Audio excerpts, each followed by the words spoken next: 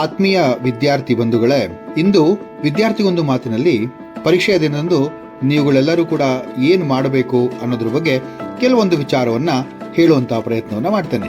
ಪರೀಕ್ಷೆ ಅದು ಒಂದು ಜೀವನದ ಒಂದು ಅಂಗವಾಗಬೇಕೇ ಹೊರತು ಅದು ದೊಡ್ಡ ಮಟ್ಟದಲ್ಲಿ ನಿಮ್ಮನ್ನ ಗಾಬರಿಗೊಳಿಸುವಂತಹ ಒಂದು ಪ್ರಕ್ರಿಯೆ ಆಗಬಾರದು. ಪರೀಕ್ಷೆ ಅನ್ನೋದು ಹೊರೆಯಲ್ಲ, ಅದೊಂದು ಹಬ್ಬ.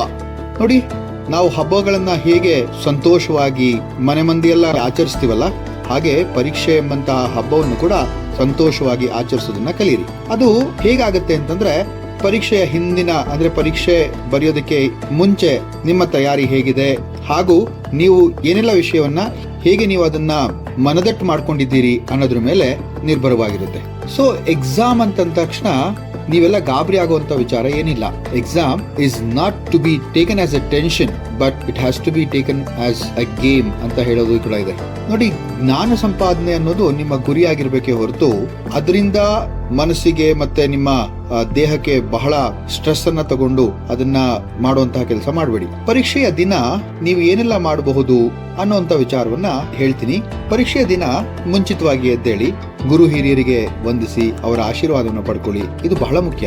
ಪರೀಕ್ಷೆಗೆ ಬೇಕಾಗುವಂತಹ ಎಲ್ಲಾ ಪರಿಕರಗಳನ್ನ ಅಂದ್ರೆ ಹಾಲ್ ಟಿಕೆಟ್ ಆಗ್ಬಹುದು, ಮತ್ತೆ ನಿಮಗೆ ಬೇಕಾದಂತಹ ಪೆನ್ಗಳಾಗ್ಬೋದು, ಅಥವಾ ಎರೇಸರ್ ಆಗ್ಬಹುದು, ಇಲ್ಲ ಶಾರ್ಪ್ನರ್ ಆಗ್ಬಹುದು, ಇದೆಲ್ಲವನ್ನು ಕೂಡ ಒಟ್ಟುಗೂಡಿಸ್ಕೊಳ್ಳಿ. ಸರಿಯಾಗಿ ಪರೀಕ್ಷೆಯ ಕೊಠಡಿಗೆ ಸುಮಾರು ಅರ್ಧ ಗಂಟೆ ಅಥವಾ ಒಂದು ಮುಕ್ಕಾಲು ಗಂಟೆ ಮುಂಚೆನೆ ಹೋಗಿ ತಲುಪಿಬಿಡಿ. ಪರೀಕ್ಷೆಗೆ ನೀವು ಹೋದಾಗ ಶಾಂತ ಚಿತ್ತರಾಗಿರಿ. ಕೂಗಾಡೋದು ಅಥವಾ ಬೇರೆಯವ್ರ ಜೊತೆ ನೀನೇನ್ ಕಲ್ತಿದ್ಯಾ ನಾನೇನ್ ಕಲ್ತಿದ್ದೀನಿ ಅಂತ ಹೇಳಿ ಕೂಗಾಡಿ ನಿಮ್ಮ ಮನಸ್ಸನ್ನ ಗೊಂದಲಕ್ಕೆ ಈಡು ಮಾಡಬೇಡಿ. ಶಾಂತವಾಗಿ ನಿಮಗೆ ಗೊತ್ತಿರೋದ ನಿಮ್ಮ ಸ್ನೇಹಿತರಿಗೆ ಹೇಳಬೇಕು ಅನ್ಸಿದ್ರೆ ಹೇಳಿ, ಖಂಡಿತ ಹೇಳಿ. ಯಾಕೆಂದ್ರೆ ನಾನು ಹೇಳಿದಷ್ಟು ಜಾಸ್ತಿ ಆಗತ್ತೆ ಅಂತ ಹೇಳ್ತಾರೆ. ನಂಗೆ ನಮ್ಮ ಹಿರಿಯರೊಬ್ರು ಹೇಳ್ತಾ ಇದ್ರು, ಹಣವನ್ನ ನಿಮ್ಮ ಜೇಬಿನಿಂದ ತೆಗೆದು ಕೊಟ್ರೆ ಅದು ಖಾಲಿ ಆಗತ್ತೆ, ಆದ್ರೆ ಜ್ಞಾನ ಅಂತಕ್ಕಂಥದ್ದು ಮಸ್ತಿಷ್ಕದಿಂದ ತೆಗೆದು ಕೊಟ್ರೆ ಅದು ವೃದ್ಧಿ ಆಗತ್ತೆ ಅಂತ ಹೇಳಿ. ಸೊ ಹಾಗಾಗಿ ನೀವು ಜ್ಞಾನ ನಿಮಗೆ ಗೊತ್ತಿರೋದನ್ನ ಶಾಂತವಾಗಿ ನಿಮ್ಮ ಸ್ನೇಹಿತರಿಗೆ ಹೇಳುವಂತ ಪ್ರಯತ್ನ ಮಾಡಿ. ಇಲ್ಲ ಆದ್ರೆ ಅದೇನು ಬೇಡ, ನೀವು ಆರಾಮಾಗಿ ಒಂದ್ ಕಡೆ ಕೂತ್ಕೊಳ್ಳಿ. ನಿಮ್ಮ ರೂಮಿಗೆ ಹೋಗುವಂತ ಟೈಮ್ ಬಂದಾಗ ಶಾಂತವಾಗಿ ಹೋಗಿ ನಿಮ್ಮ ನಂಬರ್ ಅನ್ನ ನೋಡಿ ಕೂತ್ಕೊಳ್ಳಿ. ಮತ್ತೆ ಪರೀಕ್ಷೆ ಶುರು ಆದಾಗ ಅವರು ಹೇಳುವಂತಹ ಎಲ್ಲಾ ಸೂಚನೆಗಳನ್ನ ಅಂದ್ರೆ ಇನ್ಸ್ಟ್ರಕ್ಷನ್ಸ್ ಅಂತಾರಲ್ಲ, ಅದನ್ನೆಲ್ಲ ಗಮನ ಇಟ್ಟು ಕೇಳಿಸ್ಕೊಳ್ಳಿ. ಪ್ರಶ್ನೆ ಪತ್ರಿಕೆ ಕೊಟ್ಟಾಗ ಗಾಬರಿ ಆಗ್ಬೇಡಿ. ಮೊದಲು ನಿರ್ಮಲವಾಗಿ, ಈಗಿನ ಕಾಲದಲ್ಲಿ ಇವಾಗಂತೂ 15 ನಿಮಿಷಗಳನ್ನ ಕೊಡ್ತಾರೆ ನಿಮ್ಗೆ ಪ್ರಶ್ನೆ ಪತ್ರಿಕೆ ಓದೋದಿಕ್ಕೇನೆ. ಶಾಂತ ಚಿತ್ತರಾಗಿ ನಿರ್ಮಲವಾಗಿ ನಿಮ್ಮ ಮನಸ್ಸನ್ನ ಇಟ್ಕೊಂಡು ಓದುವಂತ ಪ್ರಯತ್ನ ಮಾಡಿ. ಆ ಓದ್ತಾ ಇರ್ಬೇಕಾದ್ರೆ ನಿಮಗೆ ಗೊತ್ತಿರುವಂತದನ್ನ ಮತ್ತೆ ನಿಮಗೆ ಬರಬಹುದಾದಂತದನ್ನ ನಿಮ್ಮ ಮನಸ್ಸಿನಲ್ಲೇನೆ ಅದನ್ನ ಯೋಚನೆ ಮಾಡಿಟ್ಕೊಳ್ಳಿ. ಅದಾದ್ಮೇಲೆ ಪ್ರಶ್ನಾ ಪತ್ರಿಕೆಗೆ ಉತ್ತರಿಸೋದಕ್ಕೆ ಶುರು ಮಾಡಿ. Start answering. ಈ ಆನ್ಸರಿಂಗ್ ಅನ್ನೋದು ಕೂಡ ಬಹಳ ಸುಂದರವಾಗಿರ್ಬೇಕು. ಯಾಕಂದ್ರೆ ಅಂಕಗಳನ್ನ ನೋಡಿ ಬರೀಬೇಕು ಅಂತ ಹೇಳೋದಿದೆ. 2 ಅಂಕಕ್ಕೆ 4 ಪೇಜ್ ಬರೆದು ಬಿಟ್ರೆ ಪರಿಶ್ರಮವೆಲ್ಲ ವ್ಯರ್ಥವಾಗುತ್ತೆ. ಯಾಕೆಂದ್ರೆ ನೀವು ಮುಂದೆ ಬರುವಂತಹ ಪ್ರಶ್ನೆಗಳನ್ನ ಉತ್ತರಿಸೋಕೆ ಆಗದೇನೂ ಕೂಡ ಇರಬಹುದು. ಸೊ ಹಾಗಾಗಿ ಬಹಳ ಶಾಂತವಾಗಿ ನಿರ್ಮಲ ಚಿತ್ತದಿಂದ ಆ ಒಂದು ಕೆಲಸವನ್ನ ಮಾಡಿ.